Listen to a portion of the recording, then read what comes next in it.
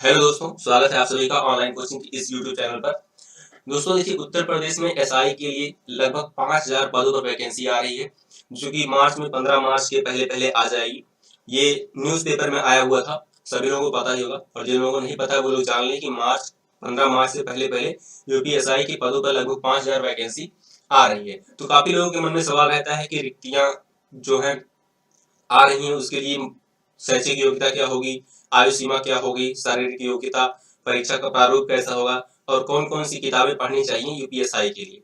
तो इस वीडियो में ये सारी चीजें मैं आपको बताने वाला हूँ। हालांकि अभी नोटिफिकेशन नहीं आया है, ये जो भी चीजें मैं यहाँ पे आपको बताऊंगा वो पिछली भर्तियों के आधार पर बताऊंगा।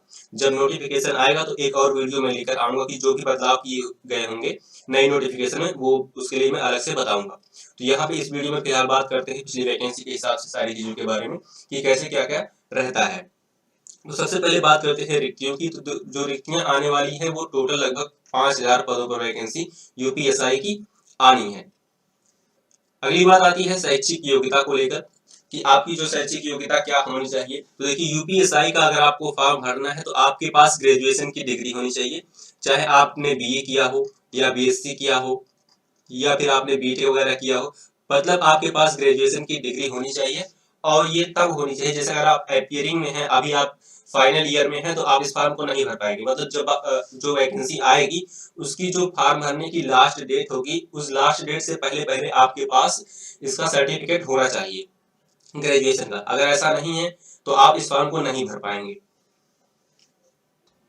अगली पॉइंट है एज को लेकर कि आयु सीमा जो रहती है वो यूपीएसआई के लिए कितनी रहती है। तो देखिए, यूपीएसआई के लिए जो आयु सीमा रहती है वो जनरल की जो रहती है वो 21 से 28 वर्ष रहती है, ओबीसी की 21 से 33 साल रहती है और एससी और एसटी की 21 से लेकर 33 साल रहती है।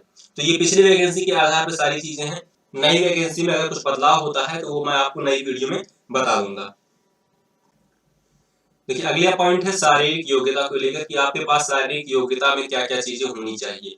देखिए, अगर आप जनरल या ओबीसी या एससी के कैंडिडेट हैं तो आपका जो चेस्ट होना चाहिए वो 79 सेंटीमीटर से लेकर 84 सेंटीमीटर, इसका मतलब बिना फुलाव के साथ 79 सेंटीमीटर और 5 सेंटीमीटर फुलाव के साथ आपका सीना जो होना चाहिए वो 84 सेंटीमीटर होना चाहिए। ऊंचाई की बात करें तो ओबीसी, जनरल और एससी कैंडिडेट के लिए ऊंचाई लंबाई होनी चाहिए 168 सेंटीमीटर। और अगर आप एसटी कैंडिडेट हैं तो आपका जो सीना होना चाहिए, सीने की माप होनी चाहिए वो बिना फुलाए 77 सेंटीमीटर और 5 सेंटीमीटर फुलाव के साथ 82 सेंटीमीटर। और ऊंचाई की बात करें हाइट की तो हाइट एसटी कैंडिडेट के लिए 160 सेंटीमीटर होना चाहिए। उसके बाद महिलाओं की बात करें, ये तो बात थी पुरुष की, और अगर महिलाओं की बात करें तो जनरल, ओबीसी और एससी की चेस्ट की तो कोई माप होती नहीं है, लेकिन लंबाई जो होना चाहिए वो 152 सेंटीमीटर होना चाहिए।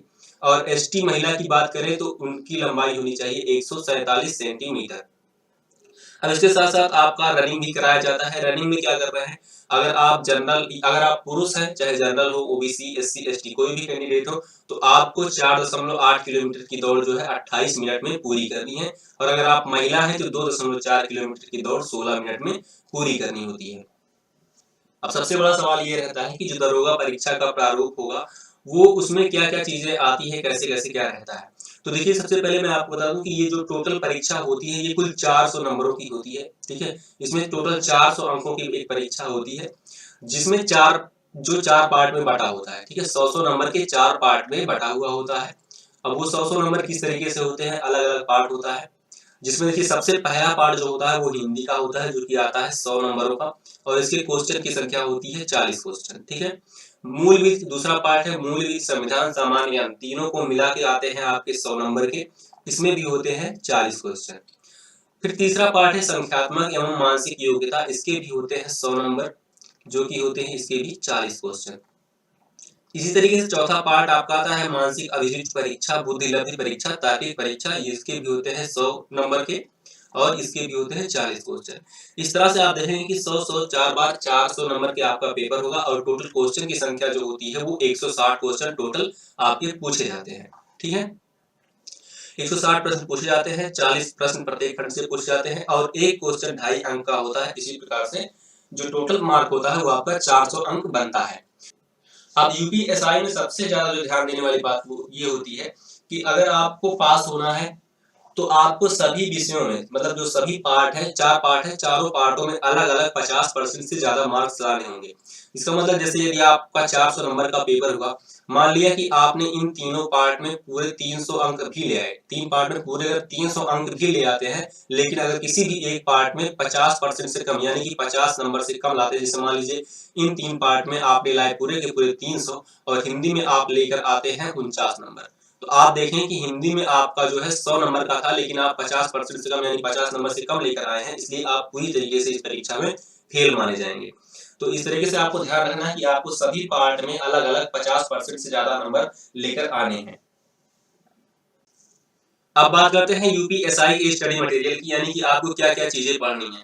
तो देखिए मैं इसके बारे में ज़्यादा नहीं बताऊँगा, बस मैं आपको ये बता रहा हूँ कि अभी जब वैकेंसी आएगी तो इसके बारे में मैं डिटेल से वीडियो बनाऊँगा। फिलहाल अभी मैं आपको बता रहा हूँ कि आपको डिस्क्रिप्शन में एक ऐप की लिंक मिल जाएगी जो कि यूपीएसआई के लिए स्पेशल है। तो आप उस ऐप को डाउनलोड कर लीजिए और उसमें जो भी स्टडी मटेरियल दिया गया है, जो कि पूरी तरीके से फ्री है। आप वो सारी चीज़ें मार्केट में जाएँगे तो आपको पैसे देने पड़ेंगे, लेकिन ये पूरी तरीके से फ्री है। तो आप इसमें जो भी स्टडी मटेरियल है उसे आप पढ़िए और जैसे ही वैकेंसी आती है सिलेबस के अनुसार और भी सारी चीज़ें उसमें अपडेट की जाएँगी और आपको क्विज़ भी मिलेंगे उसमें, तो आप इसे डाउनलोड कर लीजिए।